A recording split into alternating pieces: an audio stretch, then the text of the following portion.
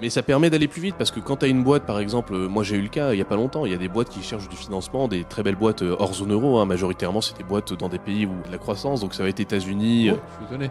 Ouais, bah voilà. Enfin, tu peux faire des boîtes zone euro, mais moi dans ma stratégie j'en fais pas. Ouais. Parce que j'en ai fait une en Grande-Bretagne, donc c'est même pas de la zone euro, tu vois, c'est en Europe et pas de la zone euro. Pour une raison qui est simple, c'est que quand tu prêtes de l'argent, ton but c'est d'être remboursé. Et moi je pars d'un principe qui est simple, c'est que en fait quand tu réfléchis, c'est faut réfléchir en termes de patrimoine. Qu'est-ce que quand tu habites en France, comment est construit ton patrimoine? T'as 90% dans l'immobilier. Je sais pas, t'as une maison qui vaut 500 000, t'as déjà 400 000 d'immobilier, 1300 000 de crédit. Ensuite t'as peut-être des livrets pour 100 000 balles, donc t'as 500 000 en euros. Et après je sais pas, t'as peut-être, je dis une bêtise, t'as une voiture, tes actifs ils valent 550 000 en euros. Donc si l'euro baisse, bah ton patrimoine baisse. Il faut que tu fasses des deals en dollars et il faut que tu fasses des deals dans une autre zone économique. Ok. Vu que toi tu es déjà sur la France, tout ton patrimoine, bah, il faut que tu ailles chercher des trucs qui soient différents de la France parce que si la France va bien, tout va bien pour ton patrimoine. Et si la France va mal, tout va mal pour ton patrimoine, tu vois.